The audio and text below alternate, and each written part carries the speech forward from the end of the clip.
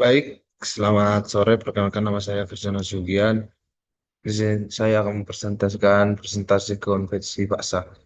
Untuk materi konveksi paksa. Konveksi paksa adalah proses perpindahan panas dalam fluida seperti udara atau air yang terjadi karena adanya gaya eksternal seperti kipas angin atau pompa yang menggerakkan fluida tersebut. Dan konveksi paksa, energi panas ditransfer melalui gerakan fluida yang dipaksakan sehingga panas dapat berpindah lebih cepat dibandingkan dengan konveksi alami yang hanya mengandalkan perbedaan suhu dan densitas.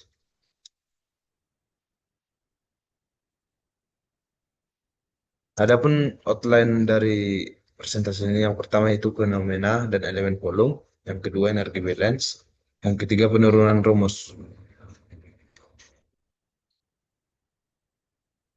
Fenomena dan elemen volume.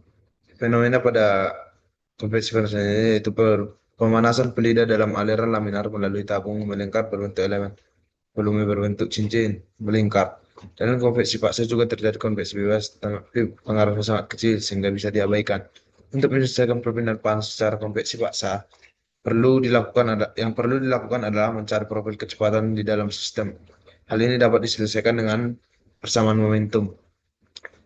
Pj PJ kurang PL per 4 mu L, R kuadrat 1 kurang I per R kuadrat, sama dengan PJ max 1 kurang R per R pangkat 2 merupakan persamaan pertama. Fenomena dan elemen volume. Panas dihantarkan dalam dua arah, yaitu arah R dan Z. Untuk mendapatkan distribusi temperaturnya, maka harus dibuat neraca energi pada elemen volume berbentuk cincin di mana T adalah fungsi R dan Z. Pada kasus ini perpindahan panas juga terjadi secara konduksi. Neraca energi pada elemen volume menggunakan delta R dan delta Z pada keadaan steady state. Yang di mana pada oh, pada kasus ini ada dua yang terjadi yaitu konduksi dan konveksi yang di mana di sini di dinding silindernya ini terjadi konduksi dan di oh, elemen kontrol antara elemen kontrol dengan dindingnya ini yaitu terjadi konveksi dan dari sini ke sini terjadi konduksi yang di mana pada kasus ini dibutuhkan elemen kontrol yang mengikuti dengan bentuk si silindernya sehingga untuk elemen kontrolnya itu berbentuk cincin seperti cincin yang dimana mempunyai ketebalan del- yaitu delta Z dari sini ke sini dan untuk tinggi delta Z dan ketebalan yaitu delta R yang dimana tebal dari sini ke sini.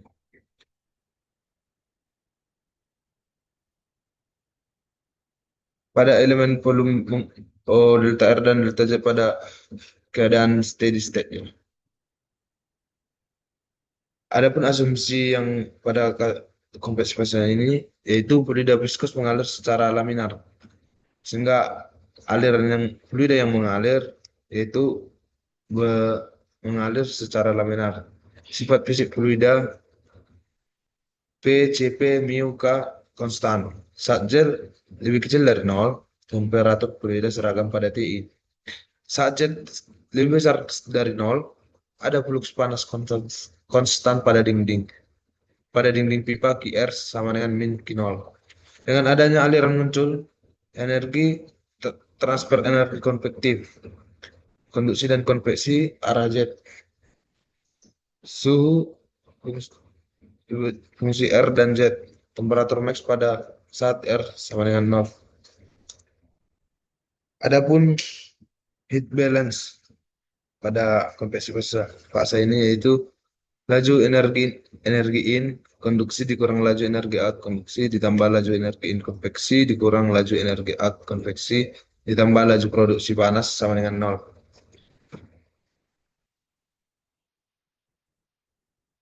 Sehingga kita dapatkan persamaan 2 PR delta Z di mana QR terhadap R dikurang QR terhadap R plus delta R ditambah 2 PR delta R QZ terhadap Z dikurang QZ terhadap Z plus delta Z ditambah 2 PR delta R rho CP VZ T terhadap Z dikurang T terhadap Z plus delta Z sama dengan 0.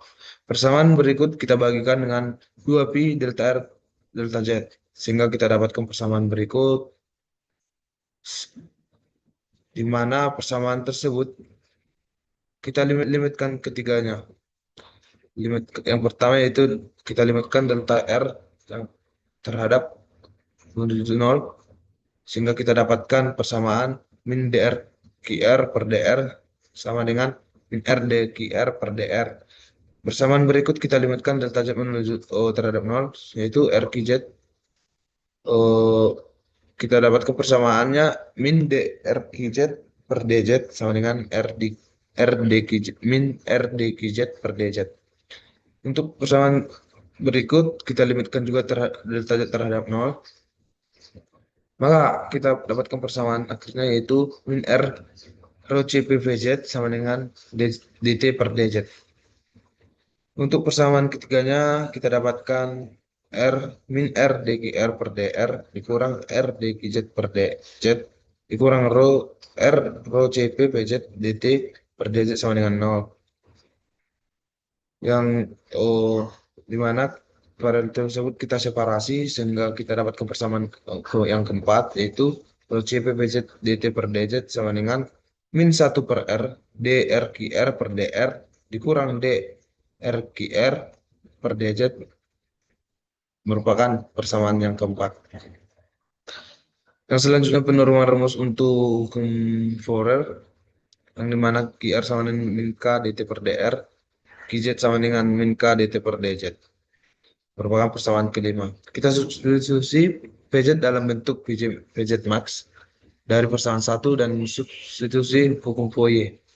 Sehingga kita dapatkan persamaan akhirnya yaitu rho CP PZ max 1 kurang R per R kuadrat DT per DZ sama dengan K 1 per R D per DR R DT per DR ditambah 2 D kuadrat T per DZ kuadrat merupakan persamaan yang keenam.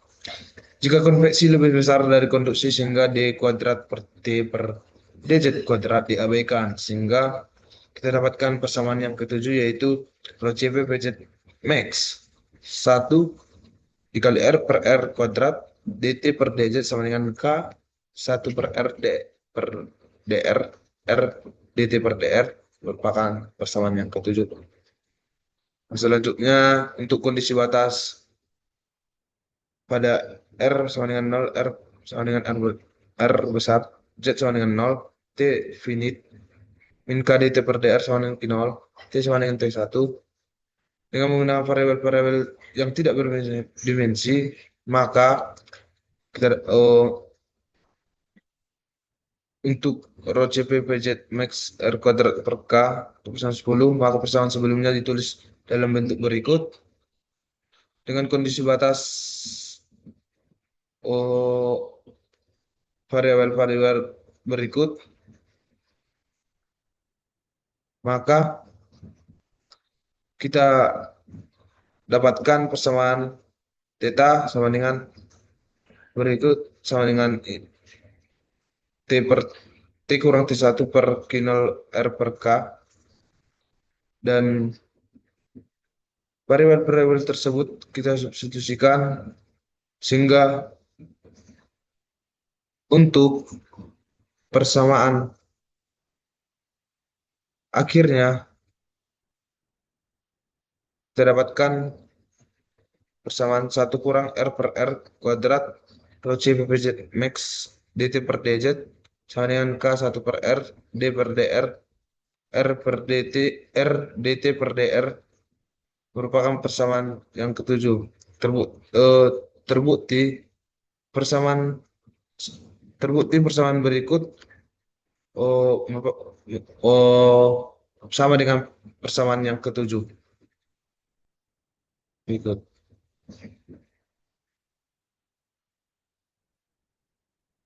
Demikian presentasi saya kali ini. Jika banyak kesalahan, mohon dimaafkan dan mohon terima kasih.